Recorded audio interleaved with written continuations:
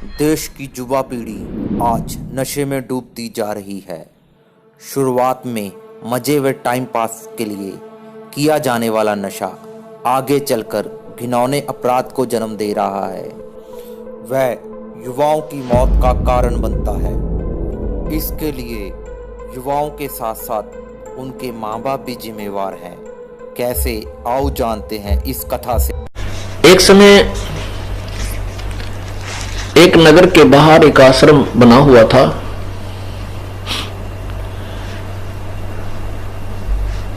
और उस आश्रम में एक संत आता था। वहां महीना, 1.5 महीना, 2 महीने वो रुकता था, फिर अपने दूसरे आश्रम में चला जाता था। जब वो संत उस ग्राम के आश्रम में आता था जो गांव से थोड़ी सी दूरी पर था, जैसे ये बरवाला से सतलोक आश्रम इतनी दूरी पर वो था, वहां बहुत से भक्तजन उनके शिष्य थे। जब संत जी वहां रहने के लिए कुछ दिन आते थे, सटे करते थे, सत्संग सुनाया करते थे, तो उस समय उस गांव के जो शिष्य थे, अनुयायी थे, भगत थे, उन्होंने अपना एक नियम बना रखा था कि एक दिन का भोजन एक व्यक्ति एक दिन का भोजन कराएगा, घर से बनाकर ले जाएगा, और महात्मा जी को और उसके साथ जो 2, 4, 10 शिष्य रहते थे उनको, उनका सबका भोजन वो एक ही घर से जाता था। तो ऐसे वो प्रतिदिन प्रत्येक का नंबर बंधा हुआ था। एक दिन एक भक्तमती बहन का नंबर था, और उस दिन उसका दूध फट गया। अब एक संत जी आते थे 6 महीने में, 1 वर्ष में, और उस दिन 1 दिन 2 दिन उनके वहां रहते हुए 1 या 2 दिन ट्रेन आती थी, 1 या 2 दिन ट्रेन आती थी। तो उसमें हर एक व्यक्ति, प्रत्येक श्रद्धालु बढ़िया से बढ़िया भोजन बनाकर, बढ़िया से बढ़िया भोजन बनाने की चेष्टा करता था। तो खीर का भोजन सबसे उत्तम समझते हैं, तो खीर जरूर अवश्य बना के ले जाया करते थे। तो उसने खीर बनानी थी, उधर से उसका दूध फट गया, तो बड़ी चिंतित हुई। उसके एक बिल्कुल ही साथ में एक पड़ोसन ग्वांढण थी, वो विधवा थी, उसका इकलौता पुत्र था। उस बहन जो शिष्या थी भगत संत की, उस भगतमती ने जाकर सोचा कि इस पड़ोसन के दूध है, गाय दूध देती है या भैंस जो भी, और इससे दूध उधारा ले लेती हूं, इसको शाम को दे दूंगी। तो उसके पास गई कि बहन, कुशल मंगल पूछा। कुशल मंगल, क्योंकि किसी से कोई आइटम मांगने जाता है इंसान पहले भूमिका बनाता है। उस बहन ने जाकर के, उस भक्तमती ने जाकर के उस बहन से कहा कि बहन कुशल है, बच्चे क्या कर रहे हैं। ये बात सुनकर वो विधवा बहन रोने लगी, बहुत बुरी तरह रोई। कहने लगी, बेबे बहन, मेरे से दुखी इस संसार में कोई स्त्री नहीं है, कोई औरत नहीं है। पहले तो पति की मृत्यु हुई, वो पहाड़ टूटा दुख का, और ये बच्चा अकेला मेरा एक पुत्र है।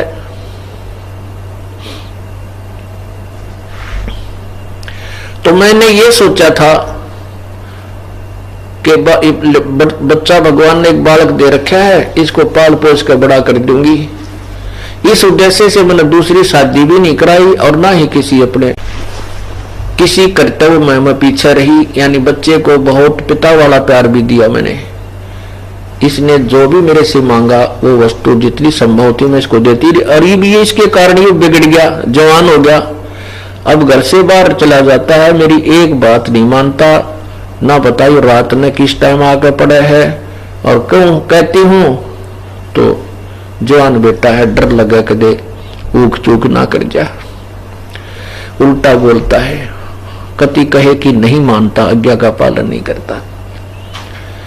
सारी रात उसके दरवाजे की तरफ देखती रहती हूं, भगवान कोई ऊक चूक ना हो जा। और ये निकम्मा शराब पीने लग गया। नो कहकर बहुत रोई। उस सत्संग में जाने वाली बहन ने कहा कि बहन तू एक बात मान मेरी, हमारे साथ सत्संग में चला कर। यूं तो तू रो रो कर मर लेगी, यहाँ सारा दिन यह बात तेरे मन में घूमती रहती है।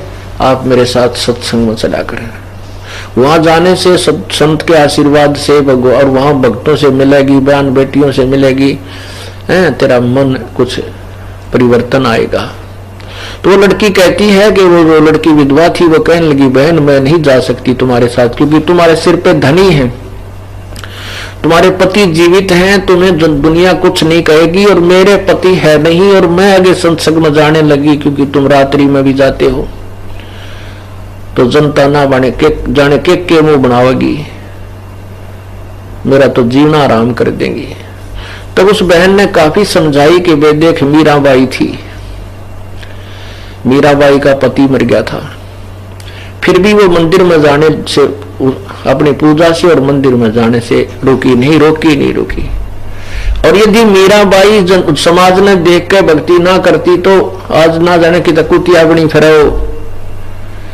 वो समाज से संघर्ष करके परमात्मा के मार्ग पर लगी रही तो परमात्मा ने उसका सहयोग दिया। इसी प्रकार जो भक्त ईश्वर के मार्ग पर संघर्ष करता है उसके साथ भगवान रहेगा, अगर सच्चे दिल तो उसकी तरफ है, उसको बाधा नहीं आने देगा। ठीक है, थोड़ा बहुत संघर्ष जरूर हो जाता है। और कहा बहन अगर तेरे घर में कोई उकचूक होगी, तेरे बेटे की उकचूक होगी, ये समाज कुछ नहीं देगा तुझे। अगर तू अपने बच्चे की भी रक्षा चाहती है, तेरे यहाँ रोने धोने से कुछ नहीं होगा, संत शरण में चल। और प्रभु की कृपा से कहते हैं संत शरण में आने से आई टले बला, और जय मस्तक में सूड़ी होगा काटे में टल जा। तब तो आने बड़ी ना वे मेरे बस की बात नहीं, मैं नहीं कर सकती, तेरा शुक्रिया करती हूँ आपका जो तो मुझे शिक्षा दे रही है, बाकी मैं नहीं जा सकती। उस बहन ने कहा बहन मैं तेरे पास एक काम आई थी। तो वो बेटी जो विधवा थी वो कहने लगी बोल बेबे बहन क्या काम है, मैं क्या काम आ सकूं हूं कि आज ऐसे ऐसे मैंने गुरुदेव का भंडारा देना था और मेरा दूध फट गया, मुझे दूध उधारा दे दे, तेरा सवेरा दे दूंगी जितना ले जाऊंगी। अब उस बहन ने दूध निकाल कर और खुट्टी का टांग रखा था पूरा का पूरा। उस लड़की ने आप देखा ना ताब देखा, न्यू का न्यू उठा कर वो दूध बाल्टी का सारा उसके पात्र में डाल दिया जो वो लेकर गई थी। तो वो बहन जो सत्संग में जाती थी उसने कहा कि बहन कुछ तो रख ले, तू सारा डाल दिया। नो बोली बहन मेरे जैसी पापात्मा और तो कुछ कर नहीं सकती, हो सकता महापुरुषों के मुंह पड़े मेरा भी उद्धार हो जाएगा, आज नहीं रखती मैं इतना भी, वो सारा ही दे दिया। अब वो बहन जो सत्संग में जाती थी वो सोचने पर विवश होगी कि अगर मेरे भी कोई मांगने आ जा दूध, सारा तो मैं भी कौन दूं, थोड़ा बहुत दे दूं, 1-2 गिलास, 2-4 लोटे, 2-4 किलो, सारा नहीं दिया जा सकता। ये तो पुण्य आत्मा है, कुर्बान आत्मा है, ये तो सचमुच हंस है परंतु ज्ञान बिना दुख पारी है। यह सोचती सोचती वह सत्संग में आएगी, सतगुरु के पास, वह संतों के पास चलेगी। क्योंकि परमात्मा कबीर जी जब आते हैं अपनी आत्माओं को कुछ भक्ति मार्ग पर लगाए रखने के लिए, वो ऐसे गुप्त आते हैं। वो ना तो अपना यथार्थ नाम बताते हैं ना ठिकाना बताते हैं, और कहते हैं भाई मैं 6 महीने वहां मैंने 200-400 किलोमीटर दूर बता दी, वहां मेरा आश्रम है, वहां रहता हूँ। फिर 500 और किलोमीटर दूर बताते, फिर वहां रहता हूँ। वह कौन जा, पहले पुराने समय में कोई कन्वेंस साधन थे, कोई ना कोई ऐसा टेलीफोन सिस्टम था, पूछ पाछ लें कितके रहे संत, तो ऐसे परमात्मा कल्याण करते फिरा करते थे। तो वो बहन जो सत्संग में जाती थी जिसका दूध फट गया था, वो बहुत विचार करती करती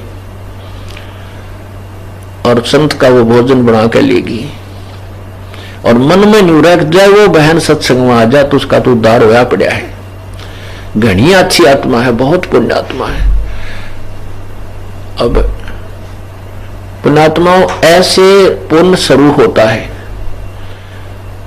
अब बहाना बड़ा उस पुण्यात्मा का भोजन परमात्मा तक पहुंचा, उसका अन्न यानी उसका दूध भगवान को भोग लगा, संत भक्तात्माओं ने भी खाया, उससे उसका पुण्य कर्म जुड़ गया परमात्मा से, उसका लिंक रस्सा बंध गया उसके गले में माल्य काला। उस ऐसे धीरे धीरे उस बहन ने सोचा, प्रेरणा दी परमात्मा ने, उस सत्संग में जाने वाली बहन ने सोचा कि आज इस बहन के पास फिर चलती हूं, वहां जावे 1 घंटा बैठ के माल्य की चर्चा सुनावे। धीरे धीरे 2-3 दिन के बाद उस बहन का मन परिवर्तन हो गया जो विधवा थी। तो उसने एक दिन स्वीकृति देती, बहन मुझे भी ले चले एक दिन सत्संग में। तो वो बहन उसको लेकर के सत्संग में गई, परमात्मा के वचन सुने, उसने तो नाम ले लिया, उपदेश ले लिया। अब उपदेश ले लिया तो फिर उसने कहा कि बहन एक दिन मैं भी भंडारा करना चाहती हूं, गुरुदेव का भोजन देना चाहती हूं, मेरा भी नंबर लगवा दे। अब वो नंबर उनके सबके फिक्स हो रहे थे और कोई देने को तैयार नहीं अपना नंबर। ना भाई मैं मुश्किल से 2 महीने में नंबर आया है और मैं नहीं दे सकती, हम नहीं दे सकते, हम भोजन करावाएंगे। तो उधर से उस बहन का दोबारा जब टर्न आई, वो कहने लगी बहन डट जा 2-4 दिन, अब के मेरा जो टर्न आएगा उसमें से एक समय का भोजन तू करवा देना। पुण्यात्माओं वो दिन आया, उस बहन ने उस विधवा बहन को कहा कि आज शाम का भोजन तू बना ले बहन, आप ले आना। तो उसने बड़ी खुशी मनाई और फुल्ली नहीं समावे, सारे चूल्हे लिपे, नहा धोकर स्वच्छ कपड़े पहन कर संत का भोजन तैयार किया। खीर बनाई, 2-3 प्रकार की सब्जी बनाई। अब क्या हुआ, उसका इतना तेज बुखार हो गया कि उसकी हिम्मत नहीं रही 10 कदम भी चालन की लड़की की। अब वो लड़की अपनी बदकिस्मत को, दुर्भाग्य को कोस रही है, हे भगवान मैं कितनी दुष्ट आत्मा हूं, हाथ पैर जोड़ के तो मैंने टर्न ली भगवान के भंडारे की, और आज यदि मैं ये भंडारा नहीं लेकर गई, वहां संत का भोजन नहीं पहुंचा सकी, तो आगे मुझे कोई भी अपनी ये टर्न नहीं मिलेगी, मुझे सौभाग्य नहीं प्राप्त होगा भविष्य में संत के भोजन कराने का। क्योंकि सत्संगी भाई बहन कहेंगे कि तो हम भी गुरु जी भूखे रख दिए तने हैं और समय पर भोजन नहीं पहुंचा सकी, आगे तुझे टर्न नहीं मिलेगी। वो आपस सोच रही है कैसा होगा और कति हिम्मत नहीं, 10 कदम नहीं चल सकती, इतना तेज बुखार हो गया। और उसको ये मालूम था कि मेरा बेटा, पहली बात तो वो आवे को ना 12 बजे तो पहले, और आ गया तो वो क्या नहीं मानता। अब क्या होता है, अब क्या होता है कि उधर वो लड़का क्या था, वो चोरी करा करता कि रोजाना माँ कहां से दे उसको शराब पीने के पैसे, वो चोरी करने लग गया एक गिरोह में मिलकर। तो उसके साथियों ने, चोरों ने स्कीम बनाई कि भी आज रात ने राजा के महल में चोरी करांगे, और राजा की रानियां के ना 9-9 लाख के हार है भाई, एक हार हाथ लग गया ना, ओहो बस मौज माच जाएगी, कोठी बनावांगे, न्यू कर लेंगे, शादी करावांगे। वो शेख चिल्ली वाले उन्होंने अपने खूब पुल बांधे। तो उन्होंने अपना प्रोग्राम तय कर लिया कि रात ने 12 बजे वहां मंदिर में आ जाना, और वहां 12 बजे के बाद फिर चोरी करने इकट्ठे चलेंगे। अब वो लड़का, इसलिए वो जल्दी आ गया, खाना खुना खा लूं और फिर रात ने वहां चलना है। वो लड़का आ गया शाम को वक्त से। उसकी माँ ने कहा बेटा एक काम कर, आज तू मेरा सारी कहानी बताई कि मैंने ऐसे ऐसे गुरुजी के भोजन का आज नंबर ले रखा है और आज मेरा बुखार हो गया बेटा देख। उस लड़के ने हाथ पकड़ कर देखा, माँ का बुखार बहुत तेज। कहा माता जी, माँ आपका तो बहुत तेज बुखार है, सचमुच आप तो आग की तवे की तरह गर्म हो, आप विश्राम कर लो। उसकी माता जी ने कहा ठीक से बेटा मैं विश्राम कर लूंगी, पर तू एक मेरा काम कर दे। आज मैंने गुरुदेव का भंडारे यानी भोजन के लिए समय मांग रखा है, यह भोजन तैयार कर दिया। पुत्र मैं जा नहीं सकती, मेरा चला नहीं जाता, आप ये भोजन उस आश्रम में दिया पहुंचा दो। अब वो लड़के ने सोचा 7 बज गए, 7 शाम के 7:30 बज रहे, गर्मियों के दिन थे, 7:30 8, और जाऊंगा वहां मन मानो 1 घंटा लग गए, 2 घंटे लग जा, और कहीं ऐसा ना हो कि मैं उस चोरी वाले गिरोह में, चोरी वाले जो रात्रि के प्रोग्राम थे जो ना, वंचित ना रह जाऊं। इस बात से वो कहने लगा मैं ना जाता। उसकी माँ बोली बेटा आज मेरा यू काम कर दे, तेने जिंदगी में काम नहीं कहूंगी, आज मेरा यू कार्य कर दे बेटा, तेरा हाथ जोड़ू मैं। पर वो ना माना, नाड़ी ने बोले ना मैं ना जाता। और उसको उल्टा माँ को कहता कि माँ तुम वहां मत जाकर सत्संग में, दुनिया भर ना के कहे तेरे बारे में, मैंने बहुत ऊंची नीची सुननी पड़ती है। वो दुष्ट आत्मा स्वयं चोरी करे, दारू पी, और माँ ने जो सत्संग में जाओ उसको लाना दे, तो वह माँ बहुत बुरी तरह रोने लगेगी। ये भगवान इस जीवन का अभी सोचा था कि शायद ये जीवन अब सफल होने की तरफ चल रहा है, मालिक कि मैं इतनी निर्भाग औरत हूं, आज के बाद मेरा सत्संग में जाना भी नहीं बनेगा, क्योंकि मैं के मुंह दिखाऊंगी वहां जाकर के, कैसे जा सकूंगी। ऐसे सोचकर बहुत बुरी तरह रोने लगी। तो लड़के ने फिर दया आ गई कि माँ तो बहुत बुरी तरह रो रही है, हिसाब लाया जल्दी जल्दी जाकर दे आऊंगा, 2 घंटे लग जाएंगे, गणे गणे 8 बजे हैं, 10 बजे तक आ लूंगा। तो कहने लगा ला माँ दे, क्यों रोए है, मत रो, मैं पहुंचा देता हूँ आपका ये भोजन। उन्हें बांध कर दर रखा था, वो पकड़ा लिया, अगले बेटा तेरा बुलाओ ले जाए इसने।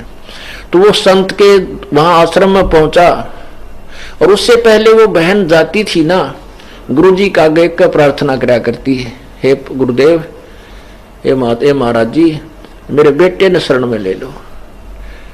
सो संत कहा करते, गुरुजी परमात्मा कहते थे बेटा आप लगी रहो, आपके लगे रहने से जो पुण्य प्रवेश होंगे आपके घर में, बच्चे की बुद्धि भी भगवान बदल देगा। तो वह लड़की इसी उद्देश्य से बार बार प्रार्थना करती थी, प्रतिदिन एक ही रटला रखी थी। अब उस दिन देखा कि वो ही लड़का उसी बहन का, रामो का, और रोटी खाना लेकर आया है। तो वहां सेवा करदार और बहन बेटी जो जाते थे भक्त, उन्होंने गुरुदेव से कहा गुरुजी आज तो वो रामो वाला लड़का आ गया, आपने बड़ी दया करी। हे परमात्मा, बेचारी बहुत दुखी थी, गढ़ा निकम्मा बालक था, बिगड़ रहा था, कति शराब पीवे और माँ का क्या नहीं मानना था, आज तो आपकी रजा होगी, ये आपका भोजन लेकर आया है। तो महात्मा ने सोचा वे भगवान तले सुनता ही है कभी ना कभी, जो सच्चे दिल से पुकार करता है। अब उन्होंने पूछा भाई महाराज जी कहाँ है? वो भगत कहने लगे भाई बैठ जा, स्नान करने गए हुए हैं, अब स्नान करके आवेंगे फिर भोजन करेंगे। अब संत जी स्नान करके आए, आसन पर बैठ गए जहां भोजन करते थे। तो वो लड़का भी बोला ले महाराज जी भोजन खा ले। उस दो भगत थे उन्होंने उस लेकर उस लड़के से थाली में मालिक संत के सामने परोस दिया। संत जी ने सोचा वह बेटी बहुत दुखी है, इस बच्चे ते थोड़ी सी देर इस बालक ने समझा दूं, इसको कुछ ज्ञान दे दूं, बस ये तो रुकेगा नहीं क्योंकि इसकी जल्दी जाने की नीयत है। तो संत जी भोजन आगे रखा हुआ है और उसको उपदेश देने लगते हैं बेटा माता पिता की आज्ञा का पालन करना चाहिए, और ऐसी मां नहीं मिलेगी जो बच्चे को भगत बनावे। और बेटा शराब पीना बहुत पाप है, शराब में ये अवगुण होते हैं, ऐसा होता है भगवान की भक्ति ना करने से इतने कष्ट आते हैं। वो लड़का कहता बाबा जी रोटी खा ले जल्दी, मैं तेरा प्रवचन सुनना आया, मैं तो मेरी माँ दुखी हो रही थी इसलिए तेरा ये टिकड़े लेकर आया हूँ, खा ले जल्दी, मैंने बर्तन दे और जाऊं। वो इतना अनाड़ी था। तो वो संत जी मन मन में सोचते हैं, वाली बेटी ठीक करो, वही तो कति दुष्ट आत्मा है, इसका तो 1% भी ना शर्म ना लिहाज, बड़े छोटे की भी कोई ना। तो संत जी अपना रोटी खान लगे के माथा मारो डांगर गेला। तो उसने संत जी ने खाना खा लिया। खाना खाने के बाद कहने लगे भाई बर्तन साफ कर दो और इस बच्चे ने दे दो, वो जो दूसरे सेवक वहां रहते थे। वो लड़का बोला, उसने सोची ये आध घंटा धोआ दाई करेंगे, नो बोला ला मेरे नो के नो पकड़ा, मनवार हो से देर होती है। वो यूं के यूं उठा कर जूठे साचे बर्तन बांध कर बस स्पीड तो चल पड़ा। क्यों, उसने तो रात के 12 बजे दिखे थे, वो रानिया के हार दिखे थे नालायक ने। तो वो बहुत जल्दी जल्दी चला आ रहा था। रास्ते में उसके पैर में कांटा लग गया, अच्छी लंबी बबूल की का कांटा, यानी वो सूल चल गई पैर के अंदर, घुस गई, पूरी टूट गई अंदर। अब इतना दरपीड़ा होने लगी उसका कि एक पैर से वो लंग करने लग गया और धीरे धीरे पैर टेकता हुआ एक पैर का एक हिस्सा लंग करने वाले पैर का किता किता टेक कर वो चल रहा है। जब वो माँ अपने घर पर पहुंचा तो वो बर्तन जाकर पटक्का मारे और माँ को खरी खोटी सुनाने लगा। वो नालायक कहने लगा कि आज गया था तेरे सत्संग में, बनाया कर दी बात, गुरुजी ऐसे कर देते हैं, भगवान के दरबार में जानते नो हो जाए, ठीक हो जाए, फलान हो जाए, ये सब बकवाद है। और आज मेरे पैर में कांटा लग गया, वहां गया था, आज पाछा मुंह भी ना करूं तेरे सत्संग का ना, चाहे भूखा मरो तेरा गुरुजी है। आज मेरे पैर में कांटा लग गया, मेरे चला भी ना जाता। तो वह माई ने सोचा ये भगवान देख किसे दुर्भाग्य मेरा, हे परमात्मा इसका ये कांटा भी आज लगना था। ईशान्य को महाना मन जान देना आप जाओ आज के बाद। देखिया के हुई मेरी माड़ी किस्मत ने, अपनी किस्मत ने रो रही है कि भगवान यो के बनी, हे परमात्मा इसका यो कांटा लग गया, यू तो घना निकम्मा बालक से। तो उसने फिर उठी बेचारी ने, पहले जैसा भी देसी ट्रीटमेंट घर में हुआ करता, तेल पानी का फोआ सा बनाकर उसका बांध दिया कि बेटा सवेरे कांटा निकलवा दूंगी।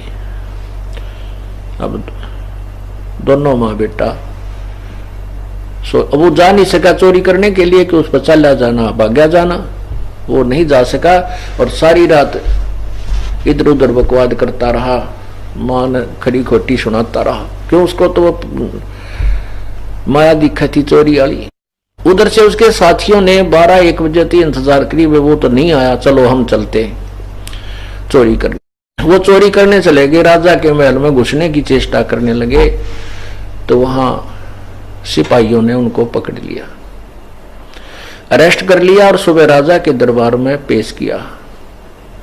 मंत्रियों ने कहा कि राजन ये इतने खूंखार व्यक्ति हैं, इतने खूंखार डाकू हैं, चोर हैं, जब राजा के महल में चोरी करने का डेयर कर सकते हैं, हौसला कर सकते हैं, जनसाधारण को ये नहीं बख्शेंगे, इनको कठिन से कठिन सजा दी जाए। राजा ने आदेश दे दिया कि आज शाम को 4 बजे इनको सूली तोड़ दो।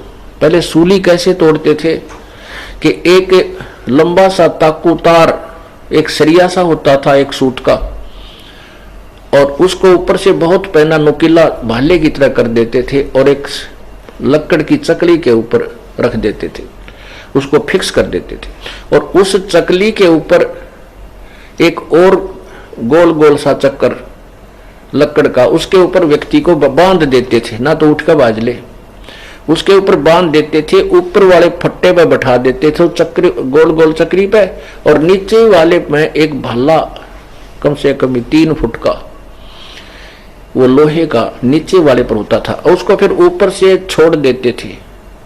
तो वो चक्र पर बंधा हुआ एक सुराख होता था, वो सुराख नीचे आकर के में से उस भाला पार कर करके जो उसके ऊपर बांध रखा था वो व्यक्ति, उसके शरीर के नीचे से आर पार धीरे धीरे वो, क्योंकि वजन में वो नीचे आता और भाला वो जो सूली तोड़ा जाता था, वो जो सक्रिय सा था वो उबाला उसके अंदर से आर पार और शरीर में से सिरके मां से निकल जाता था ऊपर, और वो काफी देर चिल्ला चिल्ला कर बहुत देर में मरता था। ऐसे सजा दी जाती थी, सूली तोड़ा जाता था। इसको सूली की सजा कहा करते। उससे पहले उन्होंने क्या किया कि इसको, इन सभी को पूरे नगर में घुमा दो, इनका काला मुंह करो, और आगे एक ढोल बजाने वाला चलता था। वो एक किस्म का ढोल ऐसा होता था, उससे नागरिक समझ जाते थे कि आज किसी को सजा दी जाएगी, और उनको उस ढोल वाले के पीछे पीछे सैनिक लेकर चलते थे जिसको सजा देनी होती थी।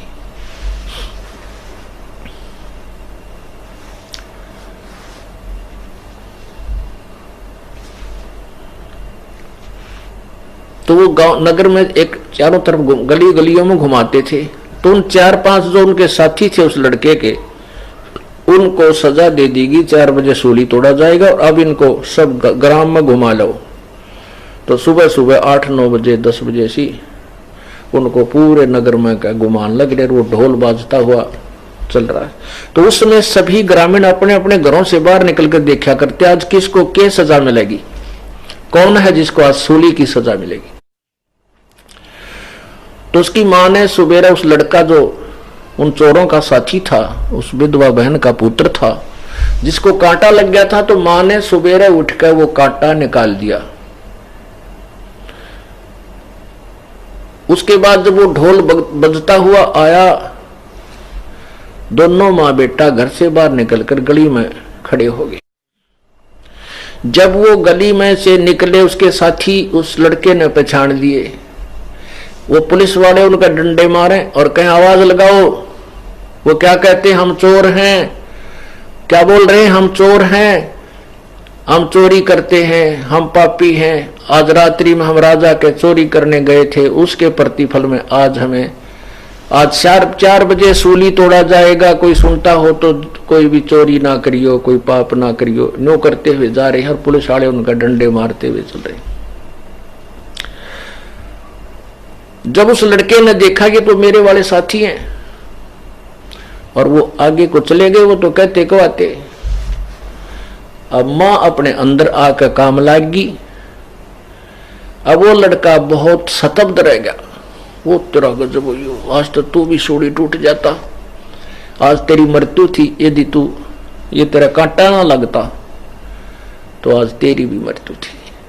अब पुण्यात्माओं, जब तक मृत्यु ना दिखती ना, इतना ये इंसान बकवाद बहुत करे, और जब मौत दिखाई दे इसका कति पसीने छूट जाते हैं, कोई भी चाहे राष्ट्रपति क्यों ना हो।